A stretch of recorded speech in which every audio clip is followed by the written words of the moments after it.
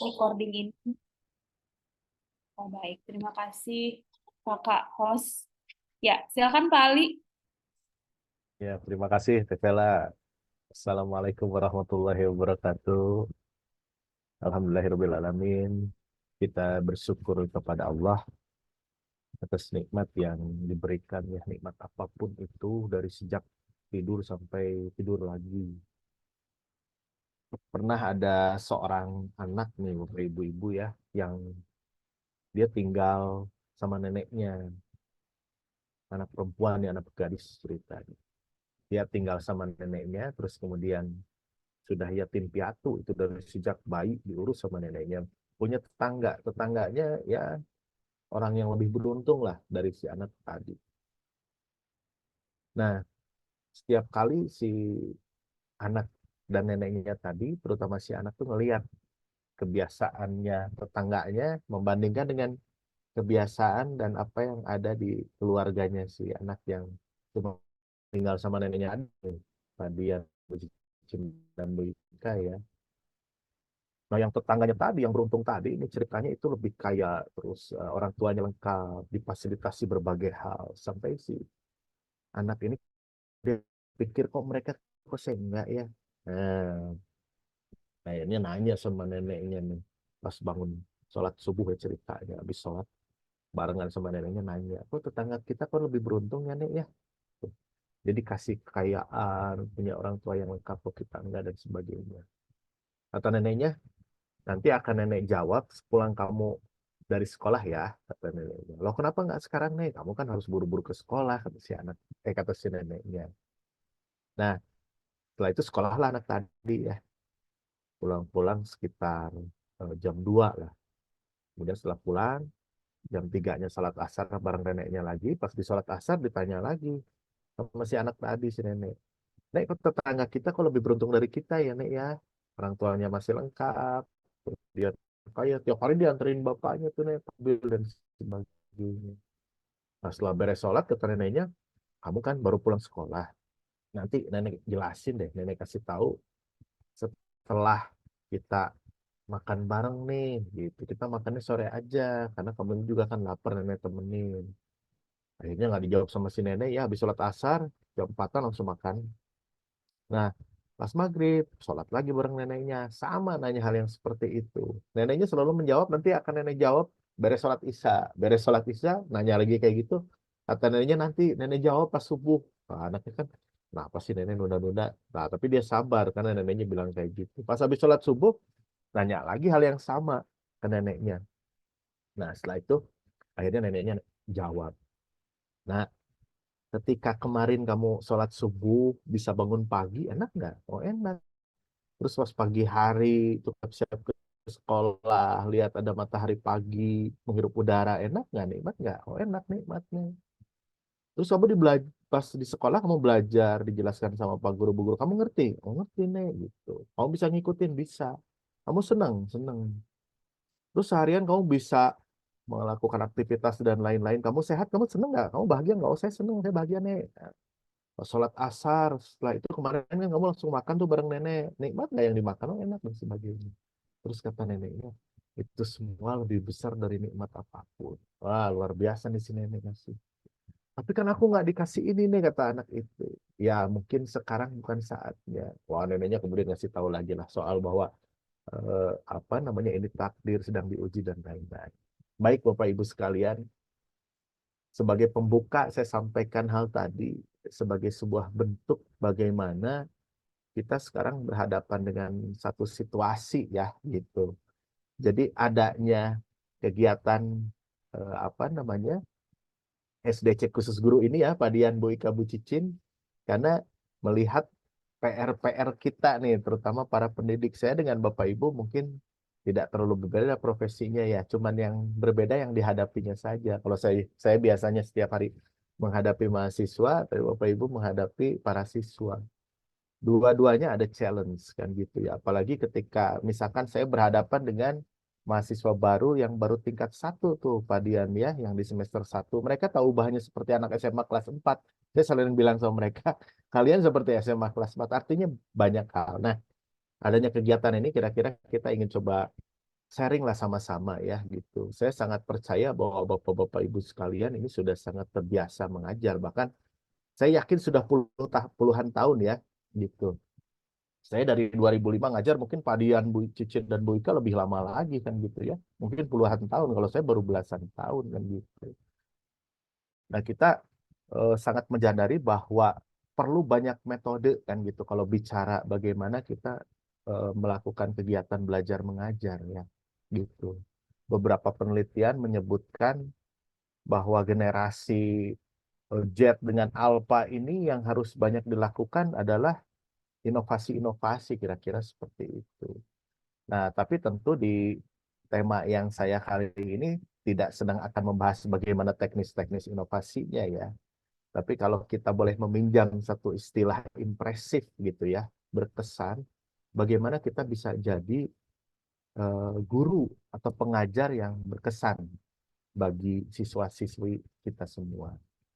Perkenalkan, nama saya Aditya Ali, Bapak Ibu sekalian. Izin, saya mungkin nggak tahu ya kalau kalau Bapak Ibu mungkin usianya mungkin ada yang sama dengan saya atau ada yang lebih dari saya gitu ya. Saya alhamdulillah sama Allah sudah diamanahi usia 43 tahun ya. Alhamdulillah 43 tahun sayanya tanggal 1 Desember kemarin Pak Dian. Jadi ini sudah semakin berumur ya. Kalau saya sih tidak merasa semakin tua, semakin berumur kan gitu ya. Karena justru ketika kita semakin tua, kita berhadapan dengan anak-anak muda, kitanya kadang-kadang harus menyamakan frekuensi nih. Usia kita nambah, tapi yang dihadapinya kan umurnya yang itu-itu aja kan gitu ya. Nah, kita yang harus harus tetap menyamakan frekuensi. S1 saya di ilmu komunikasi ya. Saya lulus S1 itu tahun 2005. Kemudian saya lanjut S2. Nah, S2-nya unik, saya ada di apa namanya di bidang yang mungkin agak sedikit berlainan ya di desain. Jadi S2 saya magister desain saya di tahun 2013 ya. Jadi di S1-nya itu SMA maaf di S1-nya ilmu komunikasi, di S2-nya magister desain. Nah, ini nanti Bapak Ibu-ibu juga saya yakin deh gitu ya. Kita tuh punya cerita-cerita yang menarik sebetulnya ya. Apa namanya dalam hidup ya gitu. Sejak saya lulus SMA sebetulnya pengen masuk desain, Pak Dadang ya. Saya sebetulnya pengen masuk desain Qadarullah, ternyata sama Allah dititipinnya di ilmu komunikasi, kira-kira seperti itu. Nah, tapi karena saya senangnya di desain, dari tahun 2005 setelah lulus, saya ngajarnya tetap aja di bidang desain. Nah, yang menarik ternyata, gitu ya, sekarang saya ngajar di Prodi Humas malah, di Prodi Hubungan Masyarakat. Makanya kalau orang diceritain, loh kok bisa kayak gitulah. Itulah mungkin akan dihadapi oleh anak-anak kita ke depan ya, gitu. Mengingat sekarang tuh ketika kita ngobrol sama anak SD, SMP, masuk ke SMA, naik kuliah, saya kadang-kadang ketika ngajar di awal, Bapak Ibu sekalian, anak-anak yang saya bilang tadi SMA kelas 4 ya, kuliah semester 1, ketika ditanya apakah bidang ini yang teman-teman minati, itu hampir 80% menjawab bukan bidang itu. Makanya menarik nih, ketika nanti Bapak-Bapak sekalian dan Ibu-Ibu sekalian ya yang ada di dunia SMA, ini bagaimana kemudian bisa mengeksplorasi minat dan bakat anak-anak. Karena faktanya ketika masuk dunia perguruan tinggi ya Bapak Ibu-Ibu, itu banyak yang ternyata itu bukan pilihannya. Kecuali di negeri ya, kalau di PTN rata-rata memang itu sebagian besar pilihannya. Tapi kalau di PTS Bapak Ibu-Ibu, wah itu lumayan kan gitu ya. Sehingga kita sebetulnya ngajarin sesuatu yang bukan minat mereka. Nah, ini yang perlu digali tuh menanamkan minat dulu gitu ya. Nah, saya bergabung dengan Soft Skill Academy ini sebetulnya sudah diinisiasi sejak lama ya bersama dengan Pak Anas gitu ya. Dari sejak 2010 kami sudah mendirikan satu lembaga ya, apa namanya yang namanya Life Plus Persada gitu. Sama bidangnya ke soft skill. Nah, tapi tentu ini pengembangan-pengembangan ya sampai pada kesempatan ini ya di sudah hampir 2 tahun kami bikin satu program di Soft Skill Academy namanya SDC. Nah, Soft Skill Development Class ini pada prinsipnya adalah untuk membantu mendevelop. Makanya Bapak Ibu sekalian, kami tidak pernah menganggap bahwa teman-teman, rekan-rekan yang hadir di sini sebagai objek dari apa namanya pelatihan atau pengajaran kami, tapi sebagai partner, sebagai rekan diskusi, kira-kira seperti itu. Ya, makanya di forum ini kita nanti akan coba sharing beberapa hal ya. Hanya tentu karena keterbatasan di Zoom meeting ini, mohon maaf ya. Bagaimanapun juga akan lebih optimal ketika kita bisa onsite. Karena kalau kalau online aja apa aja. Kalau online itu selalu saja ada kendala ya, sinyal, jaringan segala macam gitu ya, tanpa mengurangi apa namanya semangat kita untuk sama-sama sharing hari ini ya. Nah, baik Bapak Ibu sekalian gitu. Impressive teacher ini mengambil satu istilah sebetulnya ya, karena ketika kami coba riset ya di internal kami, kalau ketika kita mengajar, ketika kita menjadi seorang apa namanya yang berprofesi, yang gampang itu mentransfer sesuatu kepada peserta didik lah gitu ya. Karena kalau dalam bahasa Arab, maaf ini Bapak Ibu sekalian, saya ngambil satu istilah. Sebenarnya guru itu kan ustadz ya, atau ustadz itu guru sebenarnya kan gitu. Tapi karena di budaya Indonesia itu menganggap bahwa ustadz itu adalah guru yang mengajarkan agama, gitu ya. Maka guru menjadi satu istilah tersendiri dan ustadz menjadi satu istilah tersendiri.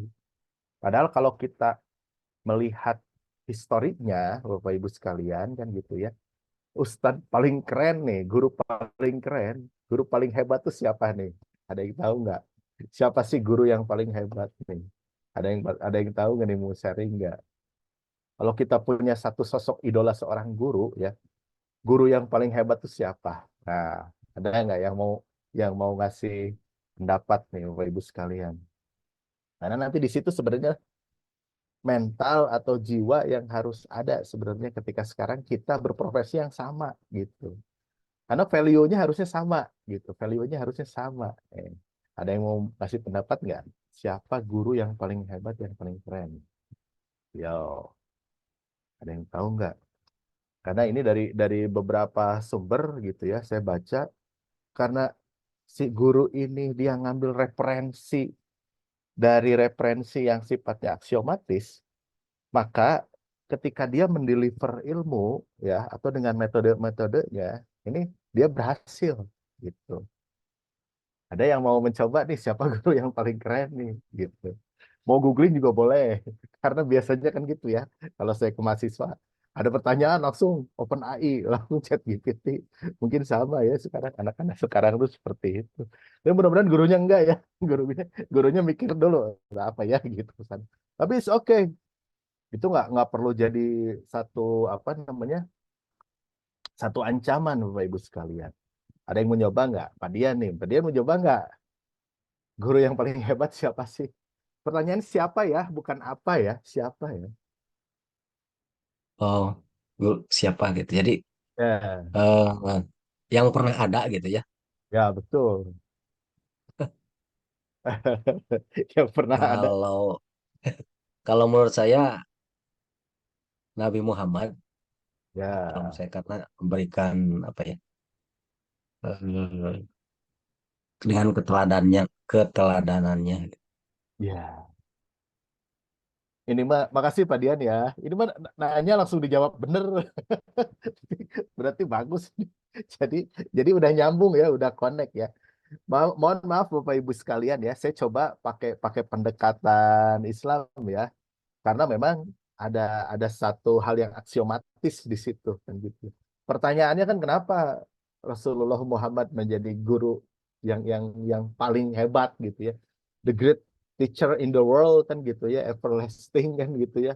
Selamanya dan kayaknya belum pernah ada yang bisa menggantikan dan nggak akan pernah.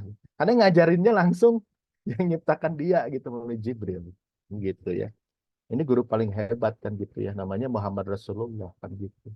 Nah, dari mana Rasulullah menjadi guru yang paling hebat? Karena dia dipandu langsung oleh satu kitab yang namanya Al-Quran yang dia sifatnya aksiomatis. Nah, Bapak Ibu silakan nanti kaji. Saya pernah kaji kata-kata kaulan di dalam Al-Quran ya.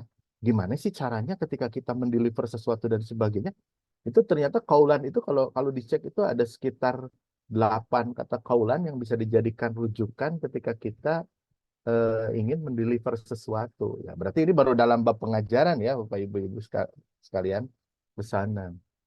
Nah, tapi tentu gini, tapi tentu ilmu pengetahuan itu kan berkembang terus kan gitu ya. Saya yakin tadi saya sama sekali tidak ingin mengajari bebek berenang ya. Wah, yakinlah lihat dari wajahnya Pak Dian gitu ya. Ini Mbak sepertinya Pak Dian mah guru favorit ini mah, gitu. Kelihatan wajahnya wajah apa namanya wajah bager gitu tah ke sana.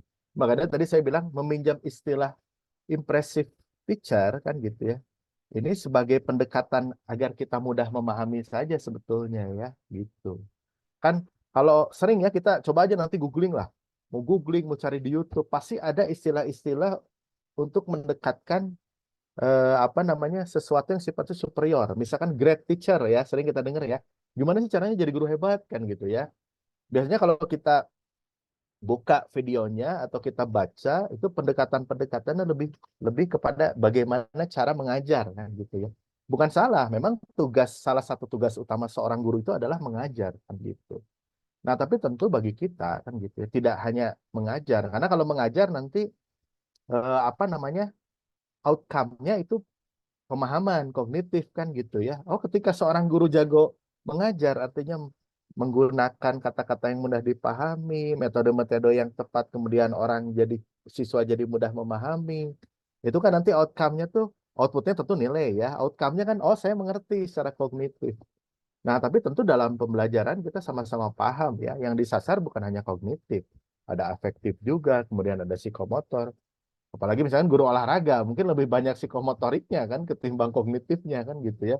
Daripada diajarin orang teori tentang lari ya, Pak Dian ya, lebih baik suruh lari aja kan. Ntar juga dia paham, oh gini ya yang namanya sprint, oh gini ya yang namanya jogging kan gitu. Nah, makanya kami di Soft Skill Academy ini pakai istilah minjem ya, namanya juga pinjam istilah, yaitu impressive teacher. Apa sih impressive teacher? Impressive teacher itu guru yang meninggalkan kesan gitu aja. Nah, tentu kesan yang dimaksud kesan baik ya, jangan sampai kesan yang buruk kan gitu. Yang dimaksud adalah kesan baik gitu tuh. Dia hebat ngajarnya mungkin ya. Dia apa namanya secara karakter baik kepada siswa-siswinya mungkin. Ini saya bilang mungkin karena banyak variabel kemungkinannya kan gitu ya. Tapi pada prinsipnya apa sih sesuatu yang membekas pada siswa? Nah, ini agak apa ya yang mungkin perlu energi gitu untuk menjadi guru yang impresif tadi kan gitu. Saya aja ya ngajar ya karena saya ngajarnya ke mahasiswa. Ya, kalau mahasiswa sebetulnya tidak terlalu membutuhkan. Saya pernah bikin bikin penelitian ya ke mahasiswa gitu. Kalau mahasiswa mungkin tidak harus nggak harus seperti anak sekolah ya, Pak Dian, Bu Cicin dan teman-teman guru ya. Kalau anak sekolah mungkin masih perlu suntangan sama gurunya ya, Pak Dian ya, gitu. Tapi kalau mahasiswa tuh ada yang begitu, itu mungkin kalau tingkat satu masih gitu, tapi udah mulai ke tingkat dua, tingkat tiga, tingkat empat, mah mereka udah nggak begitu lagi budayanya. Dan kalau di mahasiswa mereka sebetulnya tidak terlalu apa namanya tidak terlalu membutuhkan karakter-karakter guru yang impresif tadi gitu ya. Variabelnya lebih banyak ke kognitif kalau di mahasiswa. Afektifnya mungkin tidak terlalu besar gitu. Makanya mahasiswa tuh senang guru yang apa maaf dosen misalkan yang enak diajak diskusi dan sebagainya. Tapi kalau siswa mungkin agak lain kan gitu ya. Nah, kita nanti coba bedah ya satu-satu berdasarkan apa yang dikaji di Soft Skill Academy ya. Tentu di kami ada tim litbangnya gitu ya, termasuk para pematerinya gitu ya. Apa banyak jurnal yang kemudian dibaca kan gitu ya, kemudian mengadakan penelitian dan survei dan kebetulan ini host kita Netevela ini seorang psikolog ya. Jadi di kami juga ada tim-tim psikolog yang memang membantu kami untuk apa ya namanya memahami dari sisi eh, humanity-nya lah kira-kira ya dari sisi kejiwaan manusianya gitu ya.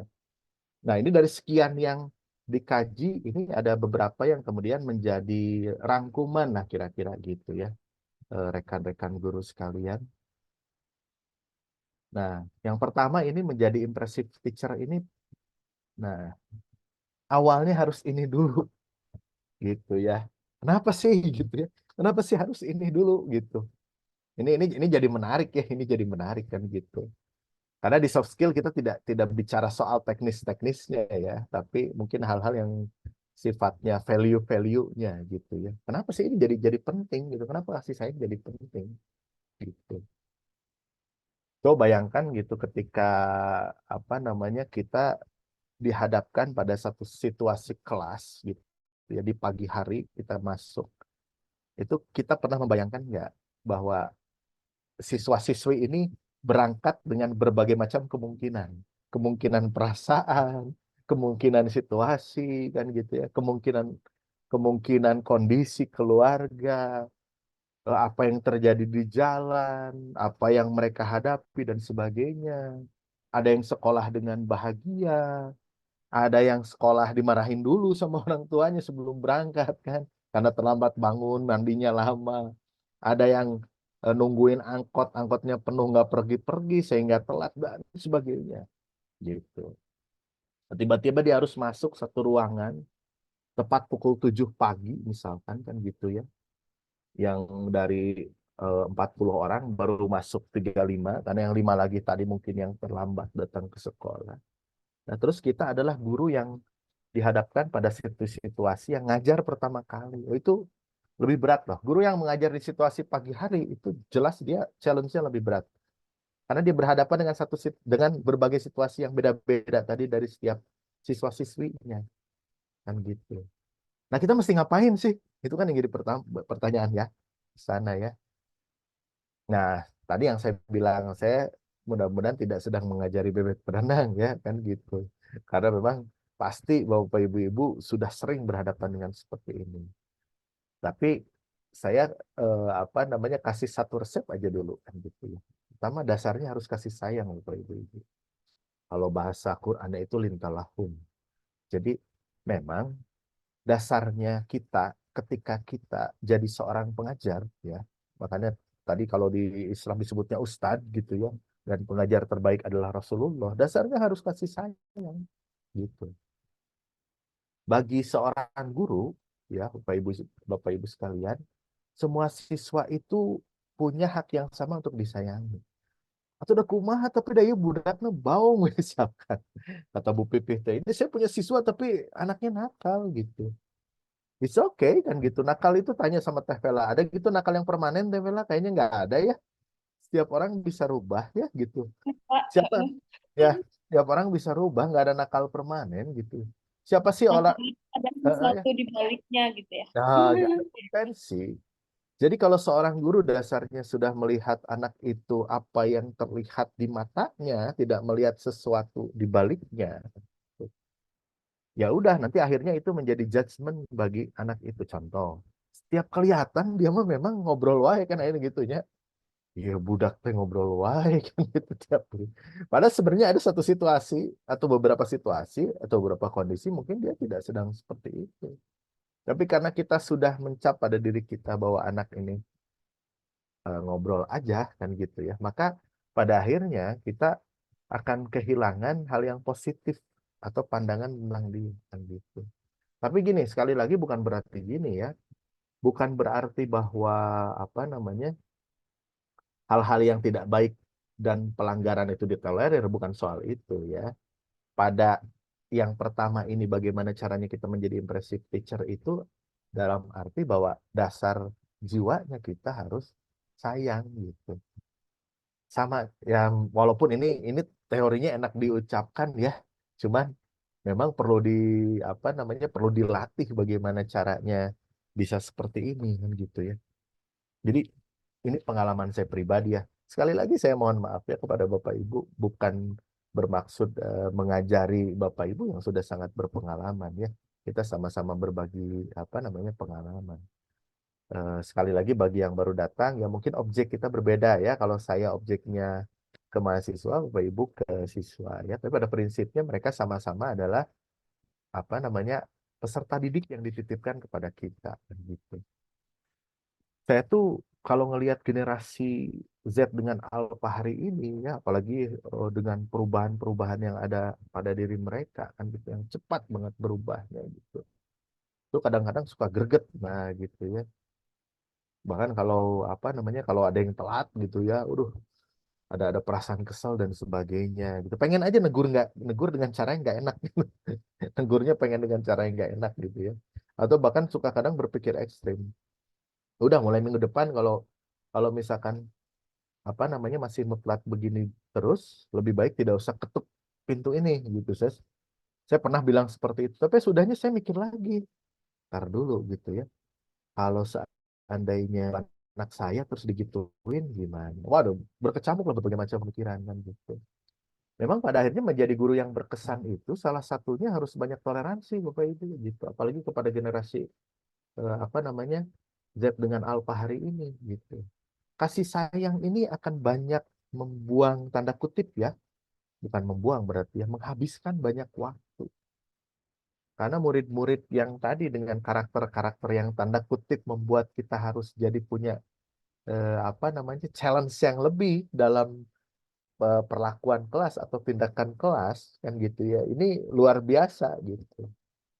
Kalau ngajar aja mah nggak apa-apa ya. Kalau profesi kita cuma hanya sekedar mengajar mah is okay. Kemarin ada yang lihat nggak di IG Bapak Ibu sekalian? Barangkali Bu Pipih ya atau siapa ini Pak Dadang lihat ya. Ada yang apa namanya posting ada guru lagi ngajar terus anak-anak itu pada tidur-tiduran di buku. Itu ada yang lihat nggak Bapak Ibu? Terus ini kan biasanya kalau di IG kan udah ada yang posting apa, wah langsung komennya segala macam kan. Oh ini ada lebih penting dari ilmu ini dan sebagainya. Walaupun kita sebenarnya nggak tahu ya sesuatu di balik itu apa gitu ya. Sesuatu di balik itunya apa. Tapi it's okay gitu karena kita juga hanya bisa melihat adegan itu kan. Oh iya ya, saya bilang saya juga mikir ini ada guru lagi ngajar tapi anak-anaknya pada tiduran di situ kan. Tapi gurunya tetap aja ngajar kan ke sana ya di situ. Ya, artinya sebagai seorang guru dia sudah sangat profesional menunaikan kewajibannya kan gitu ya ke sana. Nah, tinggal nanti pertanyaannya kalau dihubungkan dengan kasih sayang gimana? Nah, tentu kalau kita sayang sama peserta didik kita kan gitu, situasi seperti itu tentu tidak dibiarkan seperti itu. Nah, tinggal nanti ekspresinya seperti apa. Makanya kasih sayang ekspresinya itu bisa macam-macam ya. Sama seperti ke anak kita kan gitu ya. Ada orang tua yang sayang sama anaknya dan dia sangat memanjakan anaknya. It's okay sebagai sebuah ekspresi kasih sayang. Ada seorang tua yang sangat sayang sama anaknya, justru dia sangat tegas sama anaknya. Ada orang tua yang sangat sayang sama anaknya, justru dia dibiarin gitu anaknya. Banyak sekali ekspresi kasih sayang. Nah, menjadi seorang impressive teacher tentu harus melihat itu part per part gitu, kasus per kasus, case by case dari apa yang terjadi pada peserta didik kita. Itu yang saya bilang tadi, mungkin ini akan sangat menghabiskan waktu. Kadang kita kan, oh iya ya, tugas saya bukan hanya mengajar ternyata. Betul. Menjadi seorang pengajar tugasnya bukan hanya sekedar mengajar, tapi banyak hal yang memang harus dilakukan. Gitu. Salah satunya ada memberikan kasih sayang. Gitu. Prakteknya silahkan lah, saya yakin ya Bapak Ibu udah biasa kan. Pagi-pagi ya kalau saya lihat udah nunggu di depan kelas, nanti anak-anaknya baris, kemudian cium tangan kan gitu ya. Ini sepertinya Bu Dewi udah biasa nih gitu ya. Apa namanya melakukan itu. Assalamualaikum Bu Dewi. Waalaikumsalam Bapak, Sehat selamat Bu. malam Bapak Ibu semuanya. Bapak Ya, mohon maaf saya baru enggak Pak. selesai kegiatan, ini juga off kamera, nggak apa-apa Iya, ya Pak ya? enggak apa-apa Bu. Selamat datang Bu. Mudah-mudahan ini kita sama-sama sharing ilmu aja Bu. Siap, siap Pak. Gitu ya. Nah, coba sekarang sebelum saya masuk ke apa sih apa namanya karakter impressive teacher yang harus dibangun yang kedua, nih kira-kira ada nggak siapa sih lebih banyak kesalnya gitu ya ke siswa atau lebih banyak kararehenya ke siswa gitu dibandingkan kasih sayangnya. Nanti tuh bawaannya memang setiap ngajar itu mungkin lebih banyak apa namanya tegasnya dan sebagainya. Itu ada nggak nih? Atau kayaknya saya yakin deh kalau yang di Soft Skill Academy ini ibu bapak-bapaknya lebih banyak kadar kasih sayangnya nih. Ada yang mau sharing nggak? Izin Pak, Boleh boleh Bu Pipih, mangga Bu Pipih. gini ya, ngajar udah lama ya, Iya, tapi memang sih untuk menahan emosi itu masih selalu ada gitu ya. iya. Kebetulan eh, saya bisa dikatakan mungkin terapi untuk bisa enjoy mengajar itu di saat di Alhamdulillah. TK gitu ya. Ah, iya iya. Karena mengajar di TK itu betul-betul hati itu menyatu loh dengan anak gitu ya. Iya Anak iya. itu akan tahu ya, akan tahu gestur kita lagi kesel, lagi senang itu kelihatan gitu ya. Nah, Iya iya. kebetulan emang udah lama juga di TK dan di Iya. SMP juga. Nah, Iya. kebetulan nih kasus yang kemarin nih Pak, saya sampai subhanallah ya marah besar ya. Di saat Gimana Bu? ulangan ya, Menarik di nih saat ya. ulangan anak-anak itu nyontek gitu loh Pak. Iya Bu. Subhanallah ya. Di situ saya marah-marah besar gitu ya. Dalam Iya, arti tidak tidak bicara apapun, iya. hanya bilang gini, coba bisa nggak jujur ke ibu? Ada yang nyontek tidak? Diam pada diam ya. Tapi feeling kuat gitu ya. Pas ada satu orang, dua orang jadi nambah, subhanallah, Pak, di situ saya istighfar gitu ya. Ya Iya. udah, terima kasih. Saya langsung keluar, Pak, nggak mau lagi masuk. Subhanallah. Di situ saya introspeksi, Pak.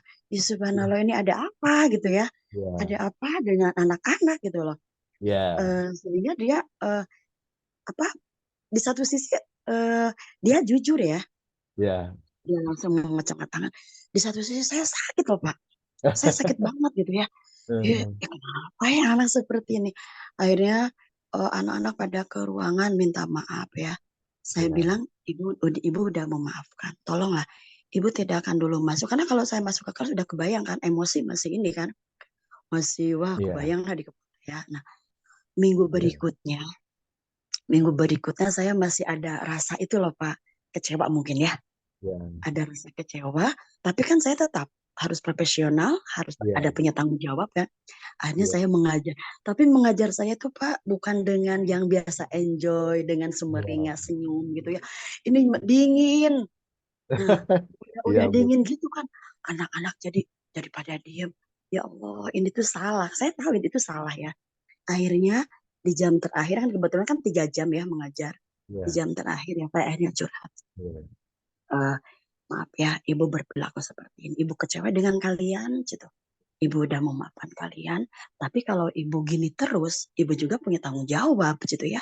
Sampai iya, saya bilang, ibu digaji oleh pemerintah, sampai bilang gitu ya Pak. Jadi ada rasa ini, ada rasa penyesalan gitu ya. iya. Ada rasa penyesalan yang sangat ya, karena kelihatan. Jadi perubahan emosi anak di saat kita marah itu emang dia tidak mengulang gitu ya. Iya. Dia minta maaf dengan tulus. Nah, di situ yang saya ingin tanya. Jadi kembali lagi ke introspeksi diri gitu loh. Iya, Bu, iya. Oh berarti ada yang salah gitu ya. Sehingga ini anak. Tapi saya lihat di kelas lain kan dengan soal yang sama masalahnya Pak ya. Dengan Eh, soal yang sama. Nggak kayak gini. Kenapa nih di iya, kelas ini iya, seperti ini gitu loh. iya, iya, Kayak Bu. gitu loh Pak. Mungkin seperti Iya. itu. Iya, iya, iya. Bagus tuh. Ini Iya. makasih Bu Pipih, ini apa namanya berbagi pengalamannya. Jadi Iya. ini menarik nih teman-teman guru sekalian ya. Saya tadinya pas dengar Bu Pipih cerita, saya marah besar kata Bu Pipih. Kirain marahnya gimana? Bu Pipi ternyata marahnya cuma diam terus pergi ke ruang guru, Bu. Itu mah bukan marah, Bu. Itu berarti Bu Pipi mah masih baik segitu, Teh, Bu. Gitu. Saya Pantas sembunyi di musola. tuh, masih baik, Bu. Makasih ya, Bu Pipi ya. Iya Ini sami-sami. rekan guru sekalian, saya dulu pernah juga jadi siswa SMP ya, yang dulu gurunya luar biasa. Tapi ya, ini bukan untuk apa namanya, bukan untuk menjelek-jelekan, insya Allah bukan ya, sebagai pelajaran aja yang pernah saya alami kan gitu loh. Tadi saya ingin ingin respon itu aja tadi, marah besarnya Bu Pipi atau ibu mah bager Bu segitu mah Bu gitu. Saya dulu pernah jadi guru guru salah satu mata pelajaran itu nyuruh buat merangkum lah, kan suka gitu ya, suka ada kalau di apa namanya di siswa itu disuruh merangkum kira-kira seperti itu ya. Kalau di kalau di mahasiswa istilahnya bikin resume lah gitu ya. Kalau di siswa itu kan rangkum merangkum gitu. Nah, biasalah namanya juga siswa, dulu saya juga gitu ketika jadi siswa disuruh merangkumnya sekian, dikit banget ngerangkumnya. Dicek kan sama gurunya terus dipanggil tuh yang ngerangkumnya dikit-dikit semua. Saya ingat tuh ada berapa, sekitar 5 orang, disuruh baris menghadap gurunya kan, ditonton sama teman sekelas.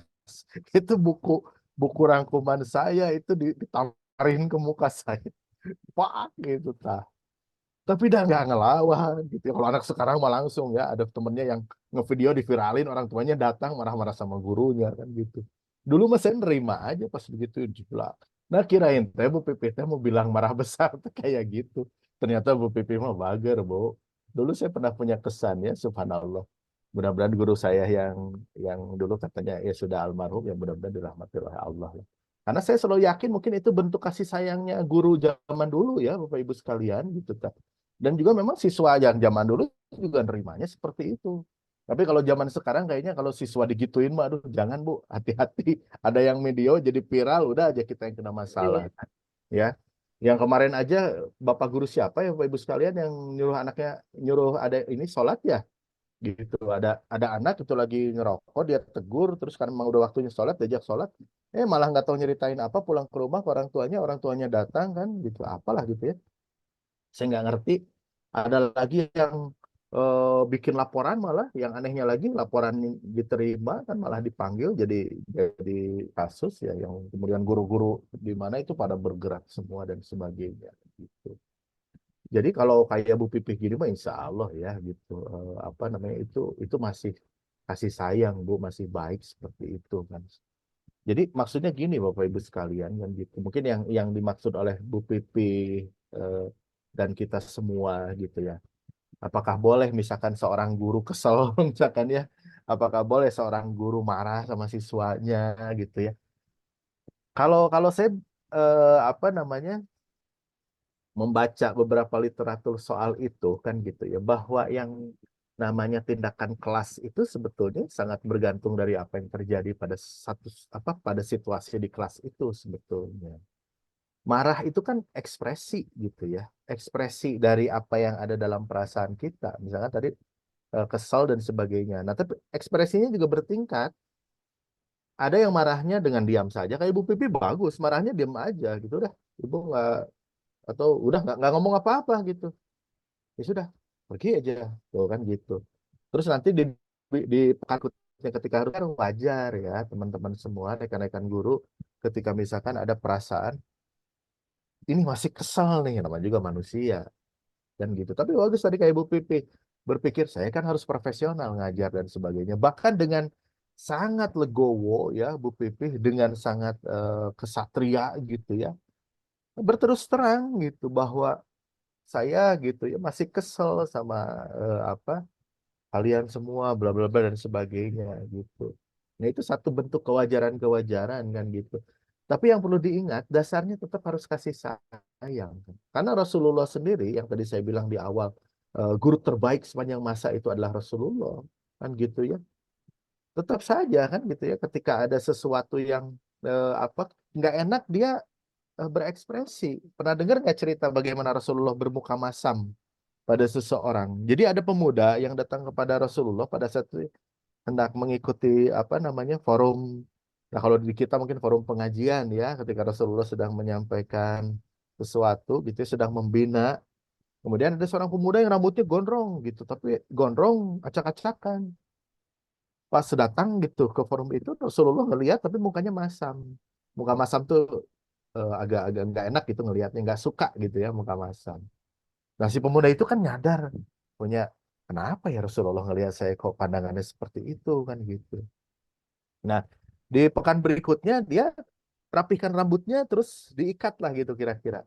Pas dia datang ke forum itu Rasulullah wajahnya lebih lebih lebih enak kan gitu ya. Artinya penuh kasih sayang, senyum kan gitu ya. Dan oh dia langsung mikir oh mungkin waktu pekan lalu saya datang dengan kondisi berantakan, datang ke forumnya beliau terus berantakan, sepertinya beliau kurang kurang suka dengan penampilan saya. Pas hari ini saya datang rapi. Nah, kan nggak apa-apa gitu ya, punya satu perasaan kan gitu ya, nggak suka dengan satu situasi atau orang tertentu pada situasi itu dan orang itu ya kan gitu, kemudian ditunjukkan dengan ekspresi tertentu, nggak ada masalah Bapak Ibu sekalian kan gitu ya. Artinya kan kita juga orang-orang dewasa yang bisa mengukur ya kan gitu, ini harus diberi tindakan seperti apa ya. Kalau misalkan sifatnya adalah satu kesepakatan yang dilanggar, misalkan "Oh, tidak boleh nyontek tapi ini nyontek kan gitu ya. Nah, ini juga kan sedang mendidik mereka untuk berkomitmen kan. Tinggal nanti tadi ya melihat sisi-sisi positifnya. Tadi kata Bu Pipi, mereka udah mau ngaku mau jujur itu plus. Jadi jangan dibentur-benturkan gini juga. Jujur sih tapi nyontek. Nah jangan gitu juga ya. Atau gini, nyontek tapi jujur, nggak usah digitu-gituin juga ya. Tindakan nyonteknya salah, kejujurannya benar gitu. Kita pisah aja dulu begitu kan gitu ya. Jangan jangan apa namanya dibikin jadi satu konflik situasi kan gitu ya, gitu. Kalian bagus sih jujur, tapi tetap aja kalian salah nyontek ya. Nggak usah seperti itu juga kan gitu ya. Nyonteknya tetap harus kita apa namanya harus kita peringatkan bahwa itu salah kan gitu ya. Nanti di satu situasi kita apresiasi kejujurannya bukan soal nyonteknya. Gitu ya Bapak Ibu sekalian ya. Oke. Yang kedua apa sih gitu? Yang kedua, nah ini Bapak Ibu sekalian. Nah, ya jadi guru hari ini memang harus kreatif dan inovatif ya kan gitu. Kalau kreatif tuh gampangnya dia bisa menciptakan satu situasi-situasi yang kondusif buat pembelajaran. Kalau inovatif tuh metodenya kan gitu ya. Gitu. Saya nggak tahu ya, ada nggak yang mau berbagi? Siapa yang kalau sebelum ngajar ice breaking dulu nih gitu ya. Apalagi tadi di pagi hari nih. Di pagi hari ada yang bete, oh terlambat gitu ya, ribut dulu sama orang tuanya gitu karena terlambat bangun gitu ya. Terus ada siswa yang apa namanya, oh ribut dulu sama tua segala macem lah. Ada yang enjoy, ada yang apa gitu. Ada nggak ini yang mau berbagi pengalaman nih?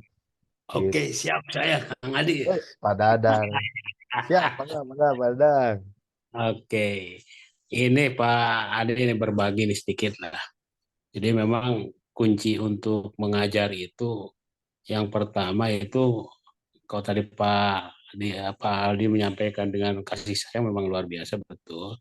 Tapi ketika kita masuk kelas yang paling pertama itu adalah mereka dibuat bahagia. Nah, subhanallah. Dibuat bahagia dengan cara apa? Kadang-kadang kebanyakan kita atau sebagian lah ya Bapak Ibu guru yang masuk ke kelas itu apalagi dengan materi yang belum tersampaikan karena begitu masuk Assalamualaikum kumpulkan tugas Nah, sudah selesai tugas. Nah itu itu mungkin Kang Ali pernah lah menemui hal itu ya. ya. Jadi Ya. stres ya Pak Dadang ya. Tapi kan kalau mereka dibuat bahagia kemudian diberi ruang yang seluas-luasnya untuk diberi kesempatan bahwa ketika mereka hari ini belum menyelesaikan pekerjaannya bukan berarti mereka ada di posisi yang salah gitu kan. Ya. Makanya kan saya ketika masuk, betul saya juga kan ngajar di ini Kang Adi lah di apa di BK-BK-an lah, bimbingan konseling. Saya bukan ahli BK, tapi diperbantukan untuk ikut bimbingannya. Salah satunya itu membuka mindset anak-anak. Yang paling sederhana aja lah ketika membuat tepukan, tepuk 1, 2, 3. Kalau bilang saya tepuk 1 kali tepuk. Tepuk 2 kali tepuk. Begitu 1, 2. Nah, kadang-kadang dengan hal yang sederhana aja itu anak-anak itu konsentrasinya mulai gitu kan. Nah, yang tidak konsentrasi akan kelihatan. Nah, dibuat bahagia dengan yel atau segala macam. Nah, dari situ anak kalau sudah simpul-simpul saraf untuk menerima informasi itu terbuka, kemudian tingkat stressingnya sudah menurun, itu relatif lebih buka. Kemudian yang kedua, buat mereka itu fokus. Ya fokus gitu ya, kita buat game atau apalah gitu kan, sehingga dengan fokus itu mereka akan lebih konsentrasi lagi. Kayak saya seperti contoh, ada yang permainan yang namanya boom number gitu ya. Setiap ketemu angka 3, 5, 8, Ananda harus buat bilang boom. Nah, saya coba hitung 1 tetek sampai sekian puluh. Nah, yang angka 3 cung, 5 cung, 8 ngacung. Nah, begitu saya rubah posisi ngitungnya dari kiri, kemudian saya rubah dari kanan. Anak-anak rata-rata karena dia udah mempersiapkan bahwa saya harus bilang boom, tiba-tiba dia bilang 1, 2, 3, boom, wah teriak. Satu putaran selesai, ini berarti cerdas. Itu ternyata saya coba 4, 5 baru Kang Aldi itu. Nah, yang ketiga buat mereka itu kreatif. Nah, kreatif itu adalah bagaimana kita merangsang sebuah anak mau berpikir dan itu tidak harus selalu fokus kepada materi pelajaran dulu. Kreatif itu bagaimana mereka mampu mengutarakan sesuatu dengan fenomena-fenomena yang terjadi. Ya, kalau kita lihat kemarin ada kejadian misalnya kebakaran atau apa di mana atau banjir. Siapa yang mau komentar kira-kira kenapa banjir? Nah, padahal materi saya misalnya bukan itu, tapi ketika kita mencoba mematik anak mau berpikir, mau mengungkapkan narasi-narasi pendapatnya, dari situ kan anak mulai kan terbuka akhirnya. Saya sama bilang begini, coba angkat tangannya semua. Alhamdulillah semua ngangkat. Begitu ada pertanyaan, siapa yang mau ditanya? Tiba-tiba ini semua stroke kata saya. Satu orang pun tidak mampu mengangkat tangan. Kenapa ya? Itu tadi karena sesuatu yang luar biasa. Nah itu, jadi dan fenomena yang terjadi nih kalau saya temukan, kalau di sekolah Bu Bio atau yang teman-teman yang lain tidak terjadi, itu rata-rata kecenderungan kalau Bapak Ibu guru masuk ke kelas yang dalam tanda kutip penuh tantangan, itu kadang-kadang auranya cenderung menurun. Aduh, ke Iya. kelas ini. Menarik ya, menarik ya. Tapi kalau itu kita berpikir bahwa itu ladang kita yang terbaik, membuat ikhtiar kita lebih banyak, itu kan sebenarnya peluang kita untuk jauh lebih memaksimalkan kita berlatih kembali gitu. Nah, Iya. itu maka saya kadang bisa menegur, Bu, Mas Anu ya, iya daripada nggak ini gini. Nah, saya sedikit-sedikit. Itu ada peluang, Bu. Kalau kita ingin ngajar di sekolah-sekolah anak-anak yang baik semua, pintar semua, berarti kita tidak ada tantangan, tidak ada challenge gitu kan. Ya. Challenge-nya hanya kita meninggalkan knowledge, pengetahuan kita. Ya. Nah, sementara kan anak-anak yang di daerah itu kan heterogen. Ya jangankan untuk aktif, di rumahnya saja komunikasi jarang gitu kan. Maka bagaimana kita bangun dah. Dulu pengalaman Ya. saya waktu kurikulum 13, anak untuk berbicara 4C, kritis, kreatif, komunikatif, dan kolaboratif, hanya kita desain, buat pertanyaan-pertanyaan yang kita buat dan kasihkan ke 1-2 orang, kemudian ketika pembelajaran itu berlangsung, ngacung. Kalau nggak berani mengungkapkan secara hafal, baca aja itu pertanyaan itu. Paling tidak dia punya kemampuan untuk Siap, berbicara siap. di umum itu. Nah itulah Pak Ali lah, mudah-mudahan lah.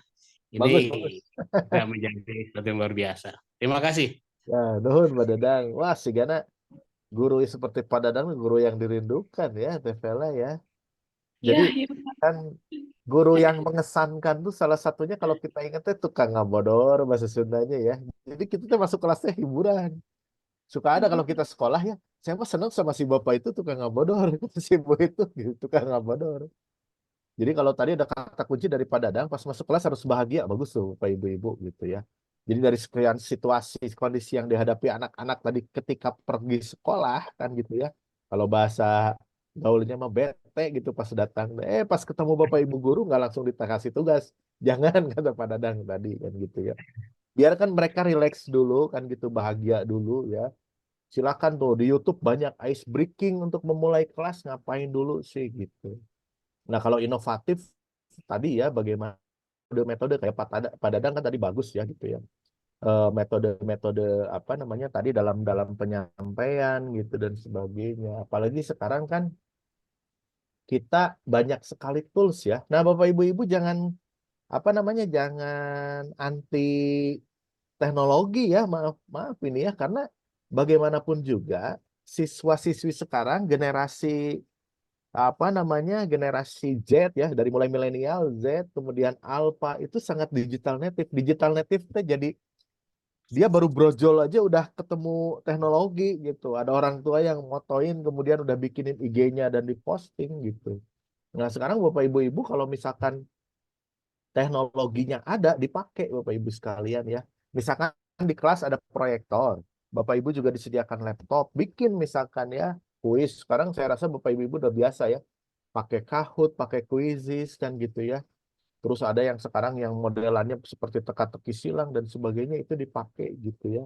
Atau tadi bisa jadi kayak Pak Dadang tadi kan gitu ya.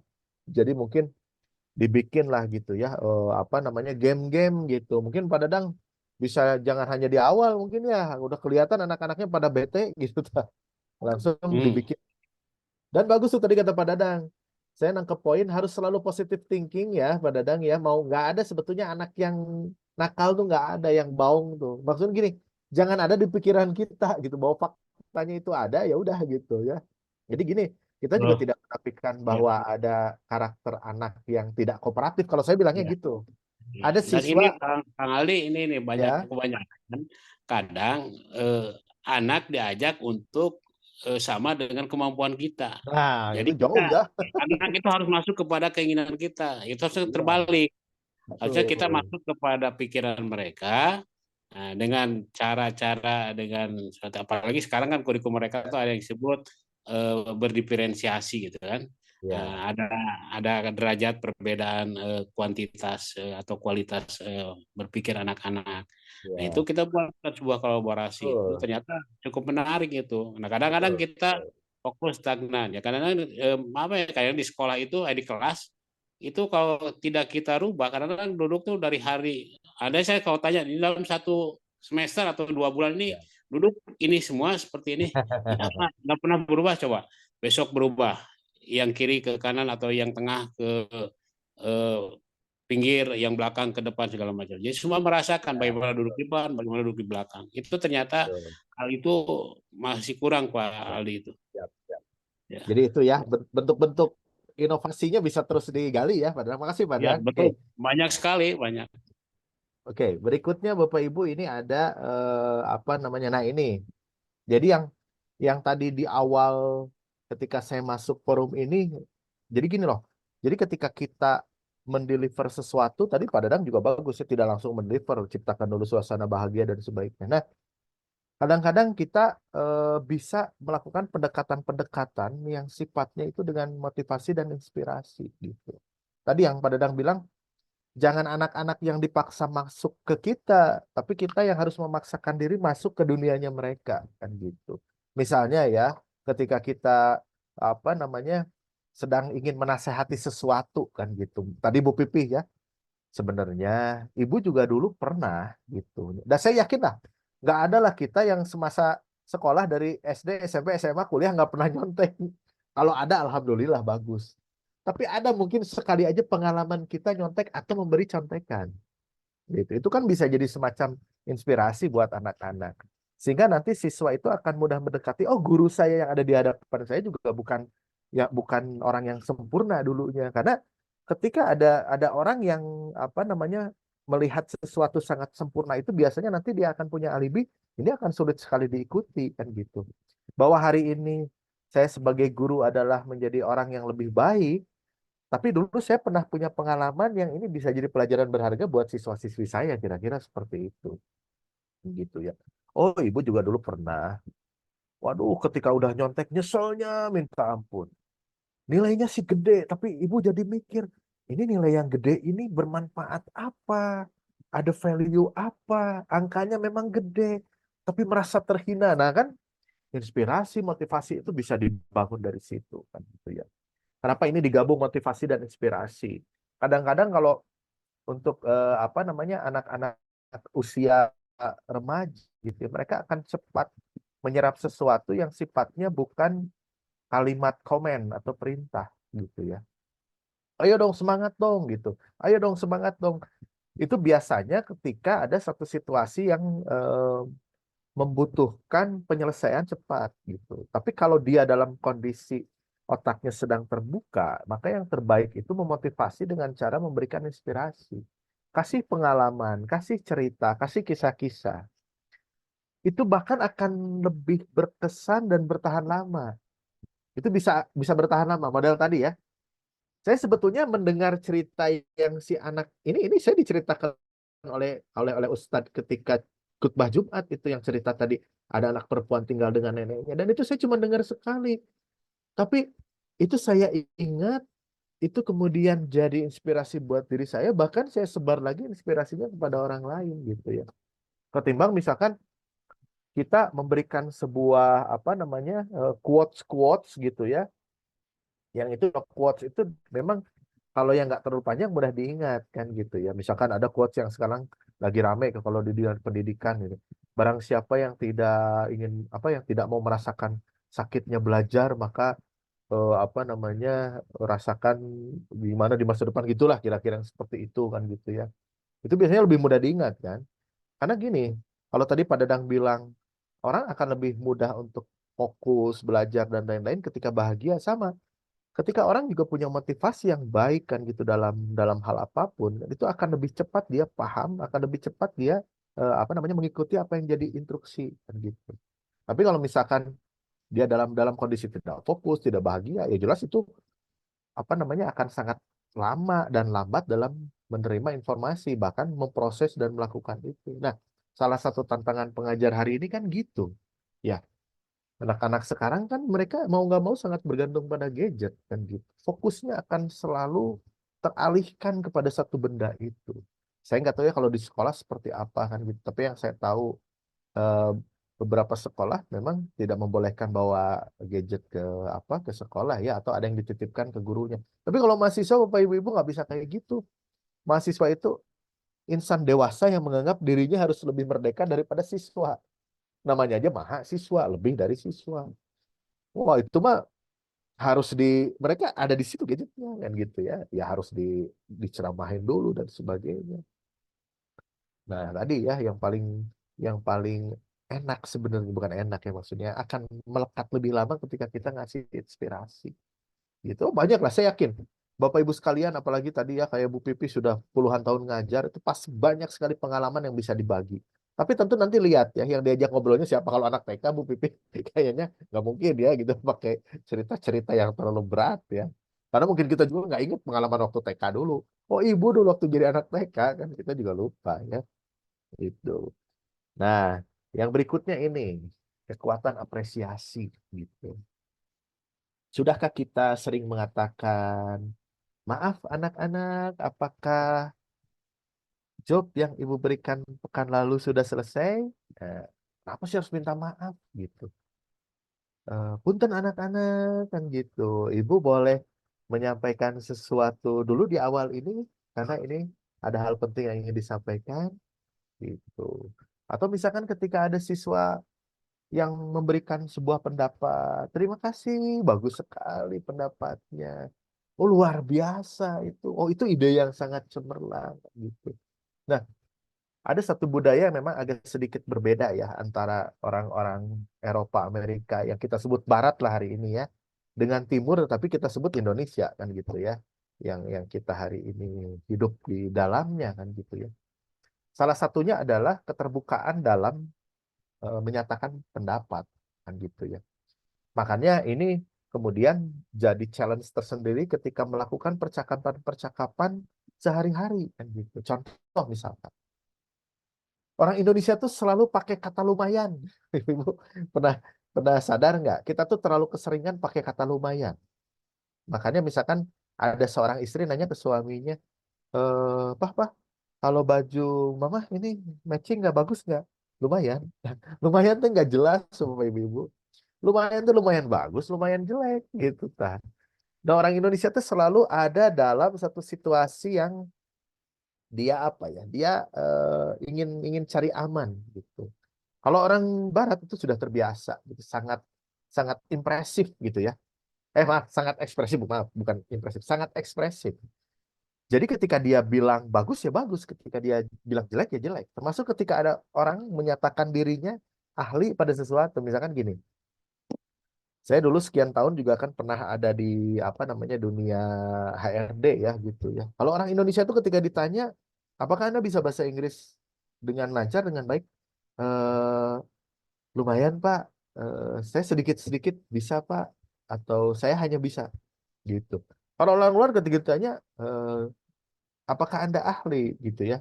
Do you expert misalkan in design gitu. Jadi dia akan bilang, I'm very expert in design. This is my portfolio misalkan. Dia liatin gitu dan sebagainya di sana. Jadi orang yang sebagai objeknya dia sangat percaya diri, sebagai subjeknya gitu ya. Itu dia tidak malu-malu untuk bilang bahwa itu bagus gitu ya atau enggak dan sebagainya. Nah, jadi maksud saya begini gitu. Gimana kalau kita menghadapi satu satu situasi yang misalkan gini nih, gimana cara ngejelasin bahwa nilai ini jelek, kan kita nggak perlu bilang nilai ini jelek kan gitu ya. Tetap harus diapresiasi gitu ke sana. Ini nanti kamu kayaknya kalau belajarnya lebih giat lagi, ini pasti akan melesat nih sekian persen. Wah gitu. Ini akan meresat lebih bagus. Tapi juga tadi yang memang perlu dipuji ya puji gitu besar. Oh bagus, luar biasa. Coba tuh yang di pojokan sana tuh kayaknya punya ide. Kalau saya gitu, kadang-kadang kan kalau kalau anak-anak gitu ya, kalau siswa atau mahasiswa gitu, ada pertanyaan mereka pasti pada ngelihat kemana aja kan gitu ya. Mereka tuh nyangka kalau mereka ngelihat kemana aja nggak akan kita tunjuk. Kalau saya justru nunjuk yang nggak pernah duduk di depan gitu. Kalau tadi Pak Dadang bilang gitu, oh harusnya dirotasi misalkan duduknya. Kalau mahasiswa biasanya nyebar aja kemana aja, dan kelihatan polanya selalu yang datang duluan tuh pengen paling belakang gitu. Dan ketika ditanya ada pertanyaan, biasanya pada kemana aja gitu ya ngelihatnya. Kalau saya langsung tembak aja, kayaknya nih Mas yang pakai baju biru nih, gitu. Kayaknya punya, kalau kelihatan sih wajahnya kayaknya sedang berpikir sesuatu, kayaknya mau ngomong juga di satu yang dipikirin tadi. Akhirnya dia ngomong juga kan gitu. Nah, bentuk-bentuk apresiasi seperti itu kan gitu ya. Maafnya bukan karena kita punya kesalahan, tapi kalau toh seorang guru punya kesalahan terhadap siswanya, tidak ada masalah juga untuk minta maaf misalnya ya. Aduh maaf ya, saya sering begitu kok misalkan, aduh maaf sekali nih, pekan lalu kan saya bilang bahwa proyek yang ini cukup dikerjakan poin 1 dengan poin 2 kan gitu. Tapi ini sepertinya poin 3 harus dikerjakan juga gitu. Oh, pasti kan gitu ya namanya siswa ya. Yo, gitu ke sana. Tapi nggak apa-apa. Saya kasih waktu kok nanti sampai 1 pekan ke depan. Oh, oke. Nah, jadi kan seperti itu. Bilang terima kasih. Terima kasih itu mulia ya. Berterima kasih kepada orang walaupun kesannya tidak ada jasa, tidak ada apa, itu mulia. Seorang siswa yang udah ngacung terus ngomong, atau siswa yang ini gitu ya, itu luar biasa ketika, oh terima kasih ya, wah dia merasa sumringah kan karena dihargai. Nah, kalau saya tuh sebetulnya, kalau saya ya pribadi, saya tidak pernah keberatan dengan suasana kelas yang ada celetukan Bapak Ibu-ibu. Saya seneng malah. Saya selalu bilang gini sama sama mahasiswa. Kalau saya ya, nggak tahu nih kalau ibu-ibu bapak-bapak kalau ke siswa. Yang menyeletuk boleh aja kan, biasanya sama teman-temannya. Gitunya atau dilarang. Saya selalu bilang nggak apa-apa dinyeletuk. Karena nyeletuk itu butuh energi. Daripada orang yang diam terus di kelas kan mending orang yang nyeletuk. Nah, tinggal nanti biasanya orang itu ketika sudah diapresiasi, dia berani nyeletuk kan gitu ya. Nanti kan tinggal kita arahkan bagaimana lama-lama dia kemudian nyeletuknya tuh positif, punya ide, punya gagasan, menjawab sesuatu dengan benar dan lain-lain kan gitu. Ke sana ya. Memuji, nah itu penting Bapak Ibu-ibu gitu. Ininya. Ih, kamu ini di kelas ini ada yang sepertinya nilainya ini paling tinggi nih gitu. Oke deh. Nah, namanya dimulai dari huruf B belakangnya. Wah, nebak-nebakan teman-temannya pasti kan gitu. Siapa ya? Oke, Bang. Misalkan tepuk tangan dong gitu. Nah, nanti ada teman-teman yang nggak suka sebenarnya kan gitu ya. Ketika terus-terusan dipuji, makanya nanti kita bisa kan bikin apa namanya? Tindakan-tindakan kelas yang semua potensi bisa ini, bisa apa? Bisa terapresiasi. Tuh. Gimana Pak kalau misalkan tadi yang kata Pak Dadang ya ada satu kelas yang terkenal ya, murid-muridnya balalager gitu Pak. Wah gitu, pokoknya sampai ada guru yang tadi luh lah ya Pak Dadang istilahnya. Aduh, ayah ngajar kelas ya dan sebagainya. Nah, itu berarti harus dimotivasi gurunya. Bapak Ibu kan gitu ya. Kasih motivasi kan sih. Nanti Bapak Ibu nonton deh satu film judulnya Dangerous Mind. Coba nanti nonton deh. Yang pemerannya Michelle Pfeiffer ya. Dangerous Mind. Coba nanti lihat deh. Atau film tentang guru judulnya Substitute ya. The Substitute. Ada Dangerous Mind, kemudian The Substitute. Terus ada lagi film tentang guru ya. Coba lihat nanti gimana hebatnya gitu guru di itu karena dari kisah nyata gitu ya. Ini bahkan si gurunya kalau nggak salah pernah menang Global Teacher Prize ya Bapak Ibu ya, penghargaan buat guru di seluruh dunia itu gitu karena dia berhadapan dengan satu situasi anak-anak di lingkungan kumuh ya, terkena seks bebas, narkoba dan sebagainya, tapi dia tetap ngajar sampai jadi guru yang dicintai sama murid-muridnya gitu. Ketika dia nggak ada tuh kehilangan ya, maksudnya nggak ngajar lagi di situ karena udah selesai, wah kehilangan semua segala macam gitu. Kenapa? Karena sangat impresif gitu. Si guru tadi tidak melihat bahwa anak-anak yang balalager tadi ini sebagai sebuah ancaman atau sebagai sesuatu yang apa namanya harus harus diberi tindakan berlebihan dan sebagainya. Dia hadapin itu. Waduh, itu wah saya itu filmnya film lama tapi bagus banget tuh. Dangerous Mind nanti ya dengan The Substitute. Ada satu lagi nanti saya coba posting ya gitu. Maksudnya nanti coba nonton itu deh. Kayaknya itu akan mengubah persepsi kita tentang guru ya, selain Laskar Pelangi ya. Karena kan kita taunya orang Indonesia di Laskar Pelanginya kan gitu ya. Ntar kita coba lihat itu film barat kayak gitu.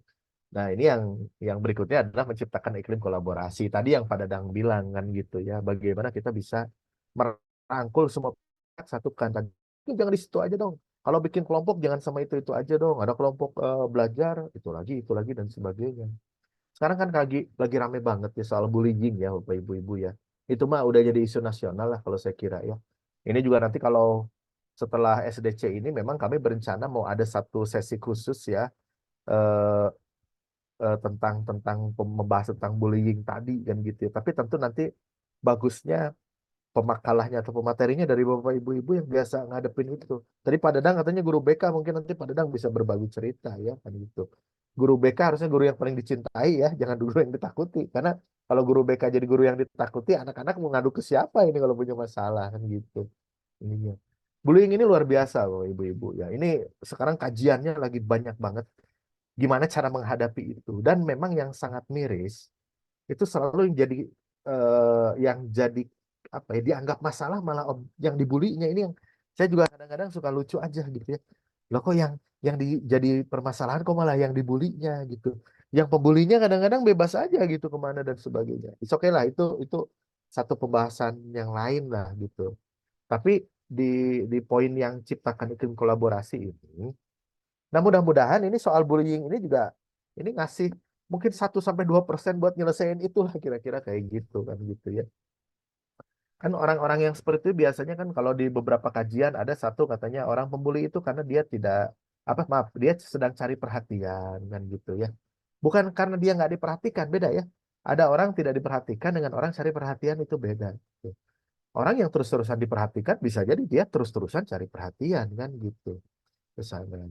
Atau memang ada jiwa apa dan sebagainya. Saya pernah bikin satu tulisan bahwa apa namanya, bullying itu kan sebetulnya satu tindakan dari superior menganggap yang lain inferior kan gitu aja. Nah, dengan adanya iklim kolaborasi kan gitu, kita sebenarnya ingin melihat. Nah, ini yang saya bilang bahwa tugas sebagai seorang guru itu apa namanya, perlu energi yang lebih besar gitu ya. Karena kalau hanya sekedar mengajar selesai ya. Saya yakin, aku yakin Bapak Ibu sekalian kalau ditanya pengalaman mengajar itu pasti jago semua ya. Tadi kita bicara kreatif dan inovatif, saya yakin pasti sudah biasa seperti itu. Nah, PR-PR yang harus kita lakukan selebihnya adalah bagaimana kita bertindak di luar apa namanya, patron pengajaran tadi kan gitu ya. Coba ngobrol dengan orang per orang kan gitu ya. Terus ada satu situasi yang di luar situasi itu kita harus tangani kan gitu ya. Nah, itu yang tadi saya bilang, boleh nanti nonton ya film tadi ya, Dangerous Mind, terus kemudian The Substitute, ada satu lagi itu. Sebenarnya ada 4 sih sama film ini, apa, Here Come the Booms. Tapi kalau Here Come the Booms itu dia nyeritain bagaimana seorang guru yang mempertahankan sekolah gitu. Jadi sekolahnya kalau kalau di ini mau dibubarin ya dia coba pertahankan itu gitu ya, pesantren. Itulah sebagai inilah nanti ya, sebagai apa namanya, Tambahan eh, referensi ya, Pak. gimana. Tambahan tambahan sudut Tambahan. pandang. Tambahan betul. Jadi jadi apa ya? Kita juga jadi punya pengalaman tapi lewat entertain gitu loh. Kadang-kadang kan itu lebih lebih lebih mudah untuk kita apa namanya, kita serap ilmunya karena kita sambil menikmati kan kalau nonton film gitu. Ini Gitulah Bapak keinget-inget ya, Ibu ya. Pak. Gitu. Baik Bapak Ibu, saya kira sharing sharing dari saya segitu. Setelah itu mangga saya kembalikan ke apa moderator ya. Assalamualaikum warahmatullahi wabarakatuh. Waalaikumsalam warahmatullahi wabarakatuh. Ya, terima kasih Pak Ali sharingnya. Dan terima kasih Bapak Ibu. Kita sudah banyak sekali dapat cerita pengalaman pada malam hari ini. Semoga pertemuan hari ini memberikan banyak sudut pandang baru, keberkahan, dan ilmu baru untuk kita semua, khususnya saya yang paling tidak berpengalaman di bidang mm, mengajar ya Bapak Ibu. Punya tapi tidak sebanyak Bapak Ibu yang di sini. Ya, tadi mungkin udah sekalian closing statement juga ya dari Pak Ali, ada beberapa juga tambahan mungkin bisa dari film-film yang kita bisa tonton. Nah, sebelumnya nih Bapak Ibu, sebelum mengakhiri kita boleh untuk foto bersama dulu. Bapak Ibu yang mungkin bisa on cam, boleh kita on cam sama-sama. Host boleh minta tolong teknis fotonya sama host. Apakah memungkinkan?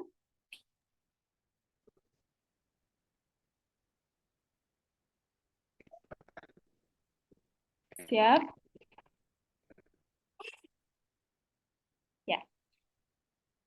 1, 2, tunggu. Host, apakah sudah standby? Maaf Bapak Ibu. 1, 2, 3. Satu lagi. 1, 2, 3. Baik, terima kasih Bapak Ibu. Malam hari ini saya mewakili dari Social Academy berterima kasih atas waktu, tenaga, dan kuotanya juga Bapak Ibu. Mungkin Bapak Ibu sudah full beraktivitas hari ini, tapi masih menyempatkan hadir untuk sama-sama belajar, menambah ilmu, dan semoga niat baik kita ini diberkahi oleh Allah gitu ya, kita diberikan rahmat oleh Allah, kemudian kemampuan untuk bisa berkasih sayang yang lebih lagi kepada anak-anak didik dan anak-anak di rumah sebagai amanah dari Allah untuk kita dan sebagai ladang amal jariah juga untuk kita bersama. Bapak Ibu, mohon maaf jika ada kata-kata atau perbuatan dan sikap yang kurang berkenan dari saya sebagai moderator pada malam hari ini maupun dari penyelenggaraan dari Social Academy. Semoga kita tetap bisa bersilaturahmi selanjutnya Bapak Ibu di pertemuan berikutnya ya Pak Ali. Terima kasih kepada Pak Ali dan pada Ibu, Bapak Ibu semua. Wassalamualaikum warahmatullahi wabarakatuh. Atur nuhun. Waalaikumsalam warahmatullahi Mohon Bapak wabarakatuh. Ibu, sampai bertemu lagi. Atur nuhun kali. Atur nuhun, Pak. Atur nuhun. Assalamualaikum warahmatullahi wabarakatuh. Bu Fitri, Pak Dadang, Ibu Mas, ada Pak Ahmad, Bu Siti,